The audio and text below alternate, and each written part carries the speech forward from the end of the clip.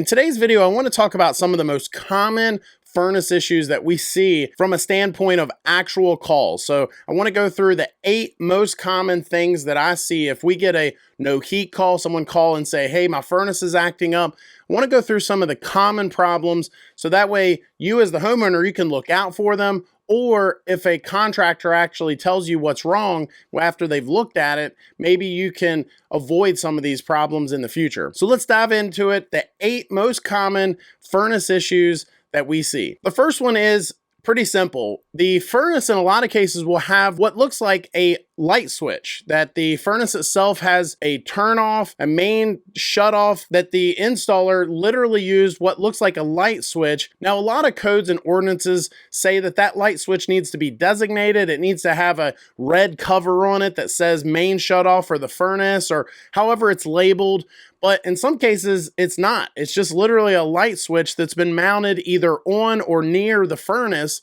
And a lot of homeowners don't realize what that is because, especially if you're used to systems like an air handler or some other type of system that has like a disconnect or something a little more involved than an actual literal light switch, they think, well, I'm leaving this room. I'm going to make sure all the switches are off, that I'm not using any electricity that I'm not supposed to be. And just by default, they just turn it off. We've actually had some customers call us and the main homeowner knew it, but the nanny was staying there. You know, they were keeping the kids and they were just turning light switches off, didn't know what they were doing. And then all of a sudden they don't have heat. That happens more often than you think. It's obviously an easy fix. We get there to the furnace and it's not working and you just flip the switch on. I wish there was a way to do away with this in some way, but because most furnaces are 120 volt, it's not a big deal. You know, you just install the switch, you've met code, you've got a way of turning off power to that furnace within eyesight of the furnace, and it's just an easy install. I remember having a landlord a few years ago that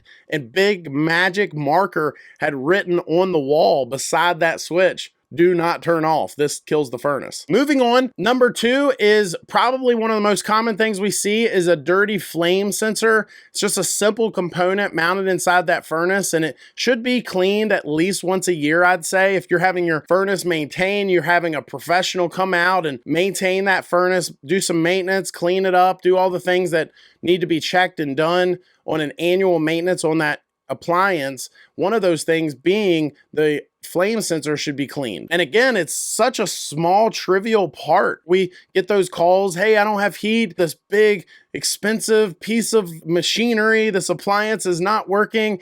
And just literally a quick cleaning of that flame sensor, pop it back in, and they have heat again. You as the homeowner, I can tell you that if you hear that system trying to turn on, or at least it tried, maybe it's stopped now and it's in a lockout, but it tried to turn on. You could hear the flame kick on and then stop. I don't think that a homeowner should be getting up in there and doing things like this, but a homeowner can at least know what they're up against if they hear that. Now, there's other things that could fail as well that could cause that order of operations and then that system not turning on.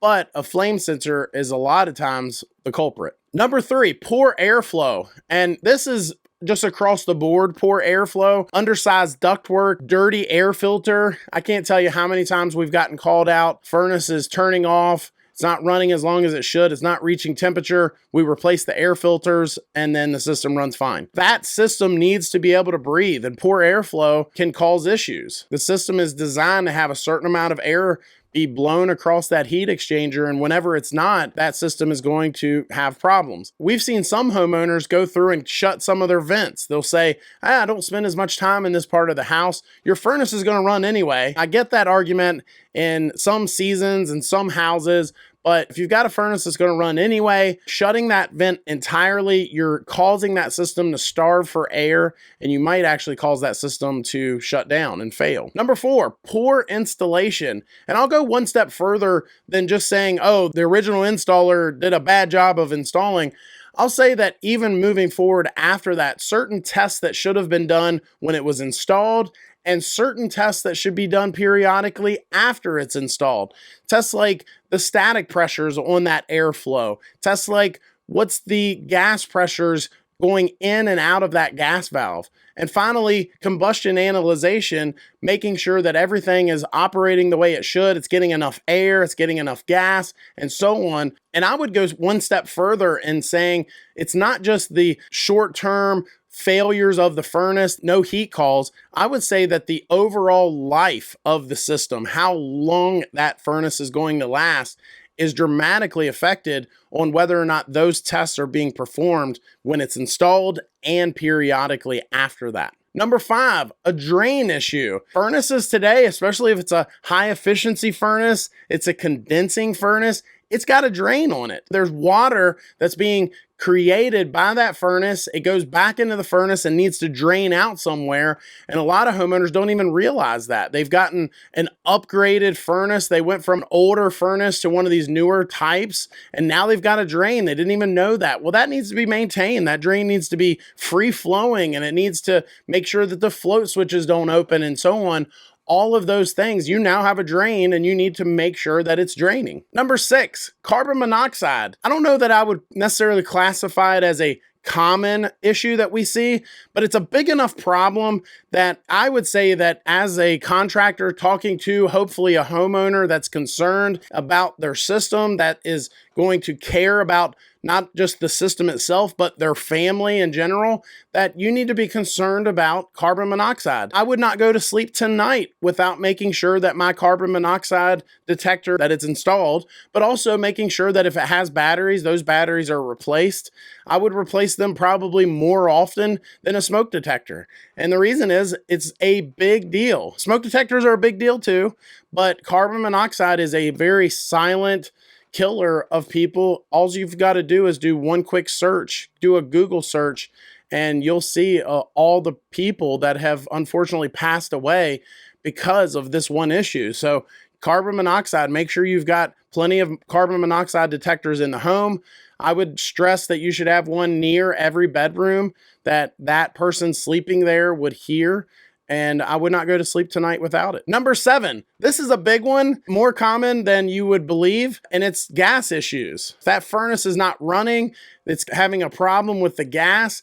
I've had folks with LP, propane, say that they didn't even know that they had gas. We've gone to them and said, hey, your tank is empty, and they'll say, what tank? What are you talking about? Maybe they haven't lived there very long, or whatever the reason is, they didn't know that they had gas that needed to be filled from time to time. But I would go one step further and say that we've had natural gas customers that maybe they didn't pay their bill, or sometimes it's that their neighbor didn't pay the bill and the gas company made a mistake. They came out and tried to lock out a meter and they shut off the gas to a homeowner that has been paying their bill. That's been an issue before too. If you're not getting gas, then that furnace has no gas to burn. And then finally, number 8 of the most common furnace issues we've seen, and that is poor maintenance. And we talked about maintenance a little bit earlier in this video. We talked about some of the tests that should be performed periodically. But on top of that, I would say that there's a large percentage of homeowners that do not have their systems maintained. They don't have a contractor that takes care of that system, making sure that it's running tip-top shape, that it's running efficiently, but also running safely. Or the homeowner is doing their part. They're hiring a contractor, but then that contractor is not doing proper maintenance on that system. Whether it's due to laziness or ignorance or some other reason, that contractor is not going through and doing a proper maintenance, tune-up, whatever verbiage you want to use, but they're not getting up in there and making sure that the components are cleaned up. I can't tell you how many maintenances I've seen done where the contractor leaves and the blower motor is still, the wheel is super dirty. Well, that's going to affect airflow, right? So just dirty components in general not being cleaned. Contractor comes out, checks gas pressures, kind of kicks the tires on the system a little bit, if you will, and is gone in 15 minutes. Well, I would argue that a proper maintenance was not done, that the heat exchanger needs to be checked visually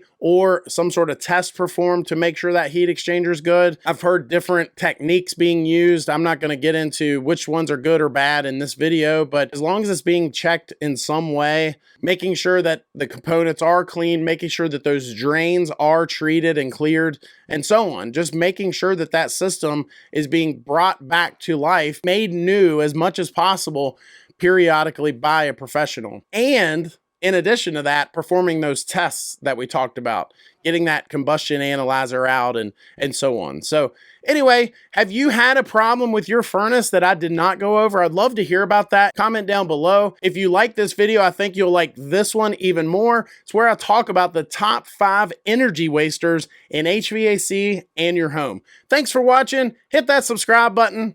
We'll see you next time.